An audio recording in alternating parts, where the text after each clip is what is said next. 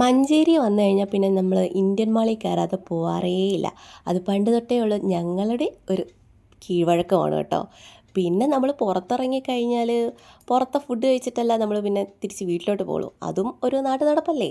അങ്ങനെ ഞങ്ങളും പോയി 2 മെക്സിക്കൻ ബർഗറും 2 മിൻറ്റ് ലൈമും ഓർഡർ ചെയ്തു. അതൊക്കെ ഓർഡർ ചെയ്ത് അതിൻ്റെ ടോക്കണൊക്കെ വാങ്ങി 10-20 മിനിറ്റ് എടുക്കും കേട്ടോ.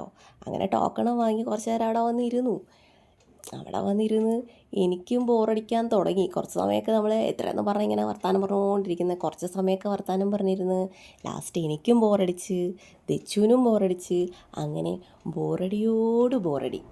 അങ്ങനെ ഞങ്ങൾ മെല്ലെ അവിടെ നിന്ന് എണീറ്റു. മെല്ലെ എണീറ്റത് എങ്ങോട്ട് പോകാനാണെന്നറിയാമോ? നമ്മുടെ കുട്ടികളുടെ ഗെയിം സോൺ ഉണ്ട്, നല്ല ഫൺ ഗെയിമൊക്കെ. അങ്ങോട്ടേക്ക് വന്നപ്പോൾ ദച്ചുട്ടൻ്റെ ഒരു ഫ്രണ്ടിനെ കണ്ടിട്ടുണ്ടായിരുന്നു. അങ്ങനെ അവനെ കണ്ട് കുറച്ച് നേരം അവനോട്ടൊക്കെ സംസാരിച്ചു. എന്നിട്ട് വീണ്ടും അങ്ങനെ നടന്നു. ഇവിടെ ശരിക്കും എനിക്ക് ഇവിടെ വരുമ്പോൾ ഉണ്ടല്ലോ, ദച്ചുട്ടൻ നല്ല കുഞ്ഞുവാവ നല്ല തക്കുടുക്കുറ്റുമായിട്ടിരുന്ന സമയത്തുണ്ട് ഞങ്ങളിവിടെ കൊണ്ടുവരുമായിരുന്നു. എല്ലാ സൺഡേയിലും ഞങ്ങളിവിടെ വരും. അപ്പോൾ എനിക്ക് അതുവഴി നടക്കുമ്പോൾ എനിക്ക് അന്നാ വരുന്നൊരു ഓർമ്മയാണല്ലോ.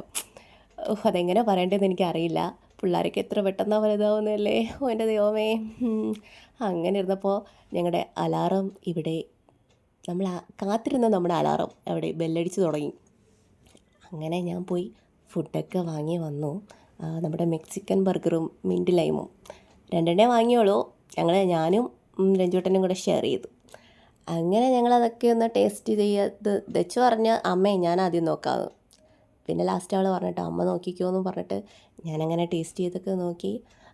കുഴപ്പമില്ല, ഓക്കെ ആണ്.